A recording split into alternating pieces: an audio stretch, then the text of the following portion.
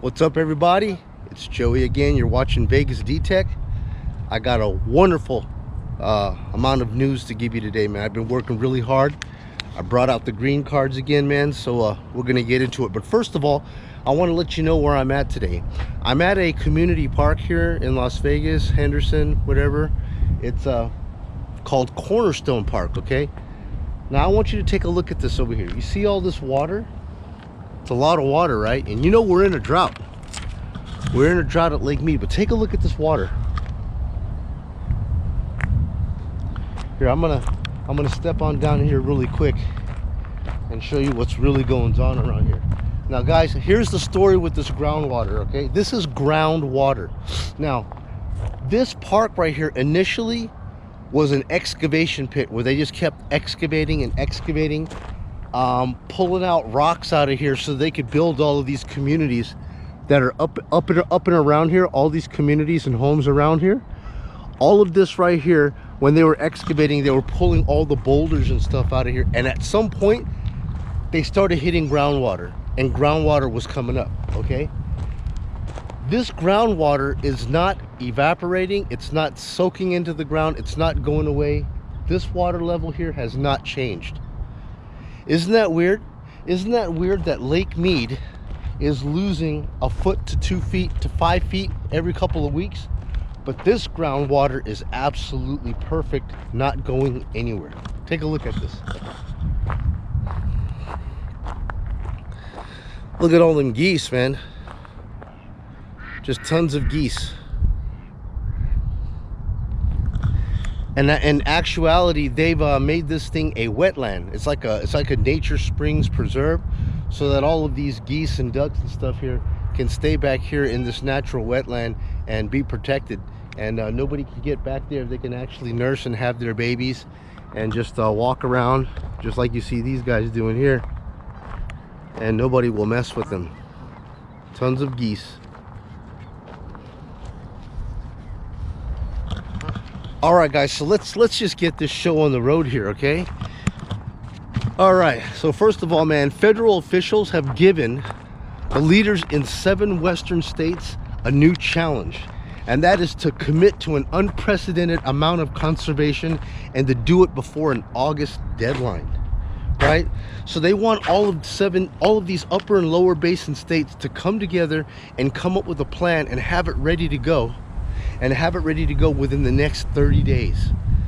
Do I think that's gonna happen? Hell no, I don't think it'll happen. If it hasn't happened yet, it ain't gonna happen, right?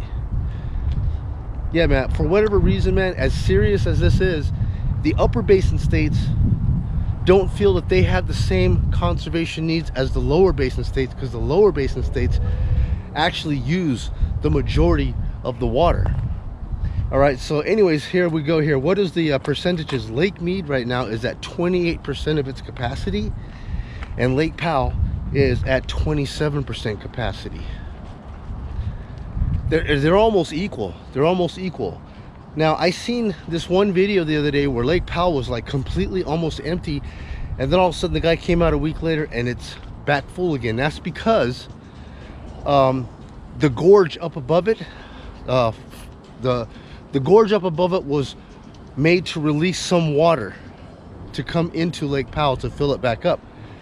But now Lake Powell has, you know, they've got their dam they're controlling the water that's coming into Vegas, and the cubic feet of water coming into Vegas is still what, 11.9, and the outflow is still 15, and that's the reason why they can't equalize the lake, and it just keeps going down and down and down. But as you can see from this thing right here, this groundwater staying perfect.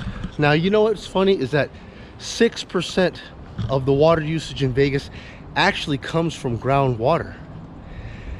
And as far as I know, the Wynn is the only resort in Las Vegas to have its own well, where they say they don't want to conform to the conservation rules that all the other casinos have to follow, because they have their own water and they don't need to, because they say we pump our own water, we shouldn't have to conform to all these restrictions that these other casinos need to come up with. But I haven't seen any restrictions. I mean, the fountains are still flowing at the Mirage, you know, Caesar's Palace, the fountains are still going.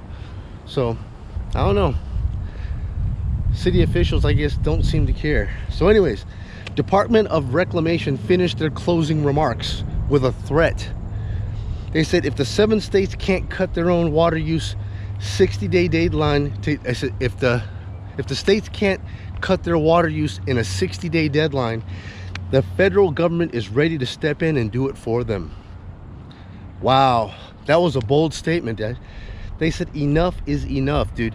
If you guys can't come together and quit all this bickering about who gets water, who should be conserving, who isn't conserving, who's using more, who's using less, they said that the federal government is ready to step in. Now, what exactly does that mean? Does that mean that military presence will be at the dams?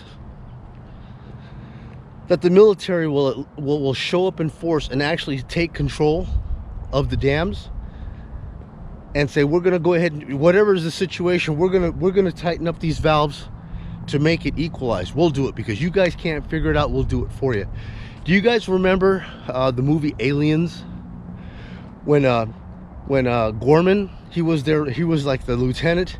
When they flew down to the planet with the Marines, they let the Marines go into the nest, and they had all their weapons to protect them. And then when they get in there, they're like, oh, this is a refinery, bro, you can't use munitions. And they're like, hand all your bullets to the captain. You guys just can only use flamethrowers. And then when all that crap hit the fan, the Marines were getting killed, he started panicking. Fall back in squads of 2. And they're just like, finally they just removed them. They're like, dude, you know what, you had your chance, man, get out of here. You had your chance and you failed, so they took over. Is that what's going to have to happen with the feds? If these private citizens can't get it together and find a way to hit this 60-day deadline to make these states and the water authorities work together to conserve water, will it come down to military intervention? I have no idea. Anyways, I got a subscriber named Roger Vega said, Joey, only 6 to 18% of the water allocated is being used by people, and that the 75 to 80% of the water flowing out of the Hoover Dam goes to agriculture. And you know what, that is true. I actually double checked on that, and yes, that is true. The actual water usage by actual people in Las Vegas, it is reclaimed. The majority of this stuff, it's gonna sound nasty, but the water it flows back into the sewers get reclaimed, they go to the water treatment, and all that water is released back into Lake Mead again to be used again.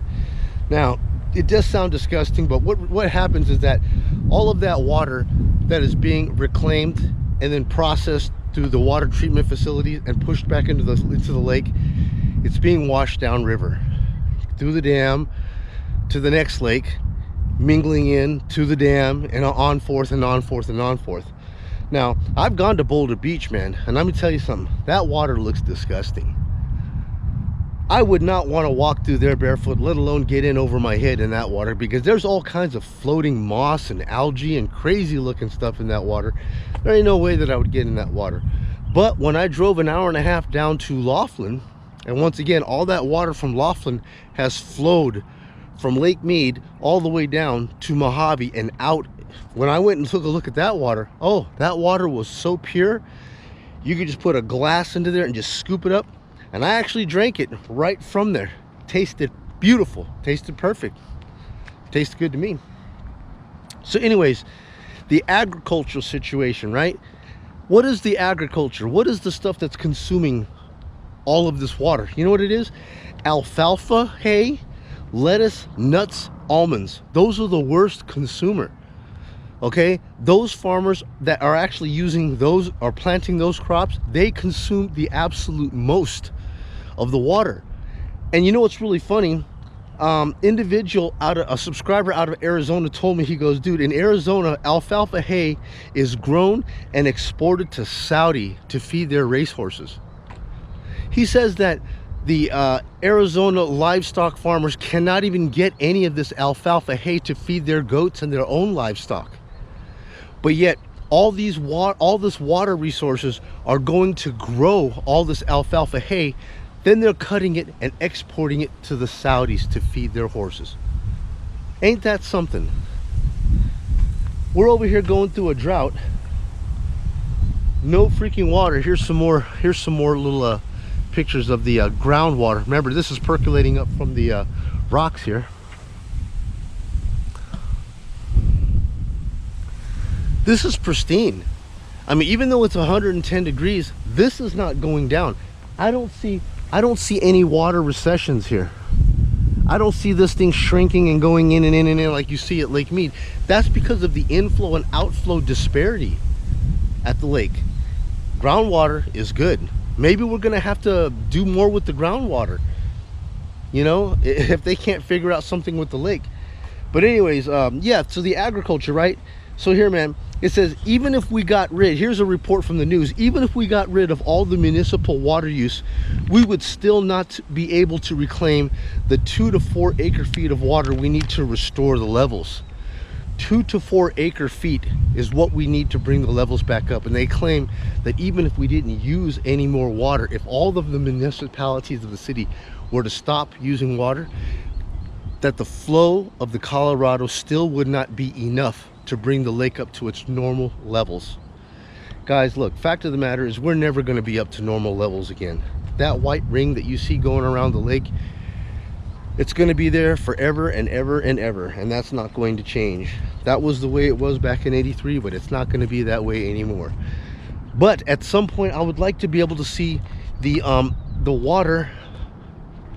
I would like to be able to see the level out. You know what I mean? Hey, yeah, we'll have that ring, but let's have it level out, you know? I mean, look, let me ask you this question, man. I'm getting these numbers from people saying that only 6% of the water being used by the people. Why are they asking you to conserve your showers then? Take less showers, put a brick in your toilet, you know?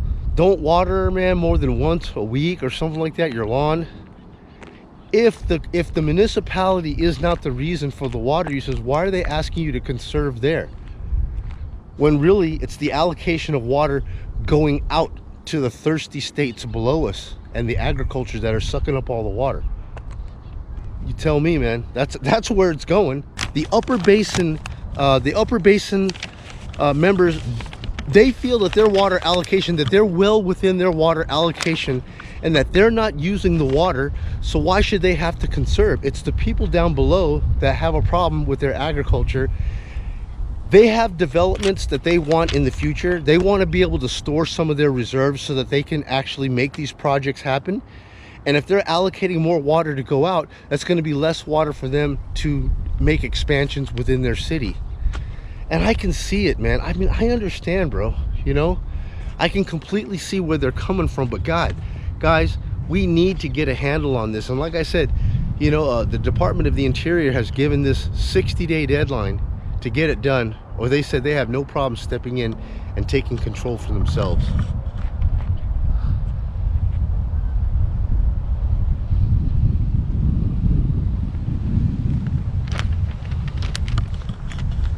All right, man, so it says right here that many people feel that their water rights are legally protected, right? And that they doubt that the federal government really has the authority to force them to conserve. I mean, is that really what the situation here is, man? It's like we cannot come together and find ways to work, you know, as states all along the Colorado, that we actually have to make it happen by force. You know, I don't understand that, man. Like, you know, these water rights were written a long time ago, and those water rights were written without this overpopulation. But now that the overpopulation and the over agriculture has happened, those water rights don't seem to be working anymore. Like, they need to be rewritten. People need to know that things do change, you know, as time changes and as cities grow and as the population gets bigger. These water rights, man, are going to have to change, you know, for better or for worse. All groundwater. Isn't that just beautiful, guys? All right, guys, so the Bureau of Reclamation has shown itself ready to take matters into their own hands with minimum consultation of the states.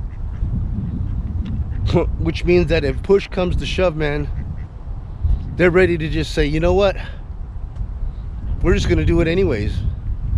And like it or not, things are going to change. And, you know, I believe that's probably going to have to happen, being that we all can't come to agreements and work together to get this thing done. But it's high time now, man. We just can't, you know, assume that we're going to be able to just figure this thing out, because, dude, this is a critical situation here right now. Guys, I'm at this park that I would love to actually come out here and do metal detecting and flying my drones in. But right now, man, I can't even do that because the actual parks, they're not watering the grass as much, man. And I don't want to do any more damage to the parks until they can get a handle on this water, because they're not watering the grass as much.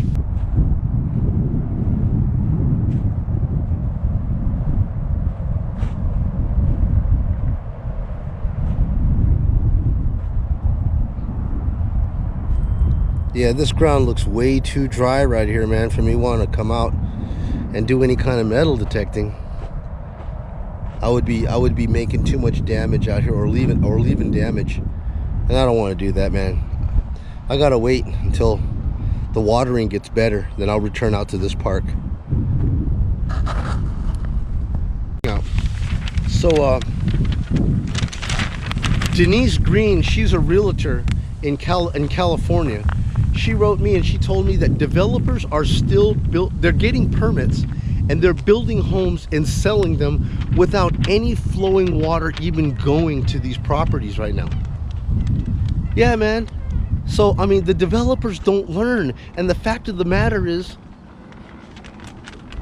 you know, the city officials are still giving out permits, man, to people to actually build, even though they know that they're in a state of drought. They don't even know where their water is going to come from, but they still approve permits for them to develop and build. And they've got the houses being built and paid for with all of the, they have all of the infrastructure for the power and the water to go to the homes, but yet they don't have any flowing water actually going out to these housing tracts. And people are actually buying those houses. Does that even make any sense to you? I mean, would you actually spend your money and buy a home that doesn't have any water flowing to the house? So you'll go to your house, you'll turn your power on. Hey, we got power, we got AC, we got internet. And then you go to turn your faucet on and there's nothing coming out of the faucet. So what do you do for the first 6 months that you live in your house? Do you just use bottled water? Do you just go out and get sparklets delivered to your house? How do you survive in that situation? Doesn't even make any sense to me, man. I mean, Vegas right now needs to quit developing too, but they haven't even learned their lesson. Somebody keeps giving these people permits, man, to build. I mean, look, man, I never understood why we weren't happy with what we have. You know what I mean? The Vegas Strip right now, so overbuilt, it's so congested down there. I never go there. I went out there just recently, man. It took me an hour just to go one city block over from Tropicana to Flamingo on the Strip on a Tuesday. I just got off on a side street and went home. I was like, this is not fun anymore, man. I've been out here over an hour just to go one block. Just ridiculous. You know, why was Vegas not good enough with just, you know, professional boxing, UFC, and they had the Speedway? Why were they not just good with that? You know what I mean? Then they went ahead and got a hockey team. Like, bro, I don't even know, dude. You're in the middle of a desert and you want a hockey team? It doesn't sound smart to me, but everybody loves the Golden Knights. Hockey rings in the middle of a desert. Doesn't sound like a green decision to me. You know what I mean? To keep a frozen hockey ring around year round. But that's not my choice. And then on top of that, they go and they break ground and they bring the Raiders in. Okay? Like, dude, all that did right there was extend a corridor for Californians to move here, because they felt a California football team came out here. Now Californians wanted to come out here. So I'm thinking, my goodness, man, the Raiders, man. Okay, fine. You know, the Raiders are finally here. Dude, the developers have been giving permits again to break and develop more ground, because they want to convince the Oakland A's that by promising the Oakland A's a Coliseum, they're going to let the Oakland A's move in down here. And if not, and if that's not even bad enough, we have just gotten news that approval and permission has happened again, that they're building a facility for an NBA team to come to Las Vegas.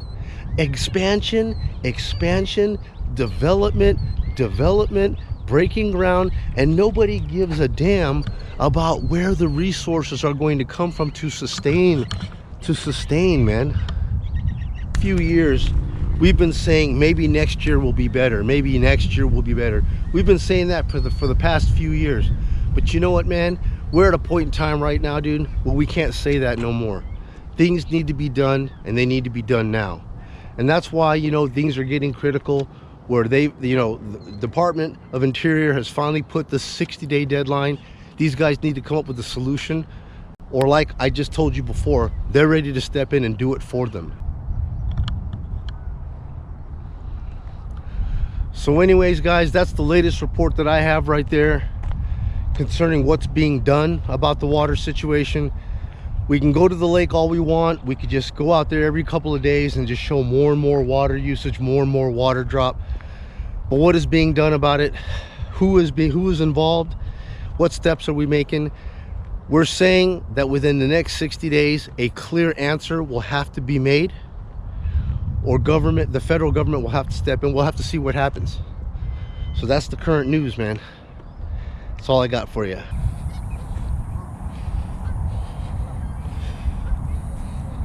Hello, guys. How y'all doing?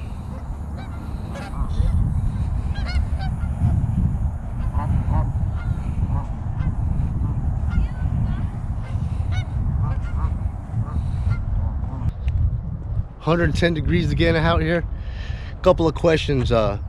Michael Kim asked me, why do you keep wearing mechanic shirts?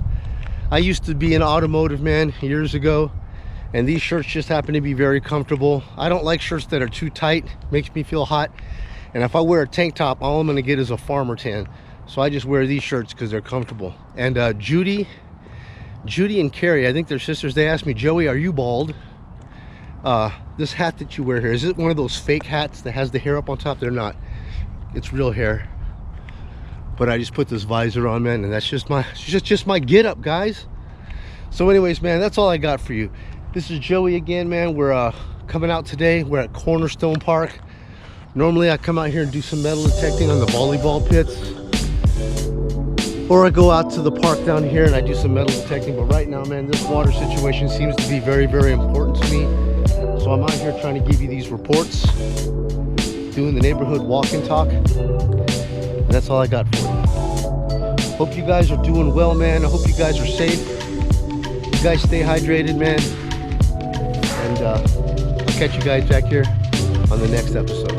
You guys take it easy. Thanks for watching Joey Baker Detect. See you later.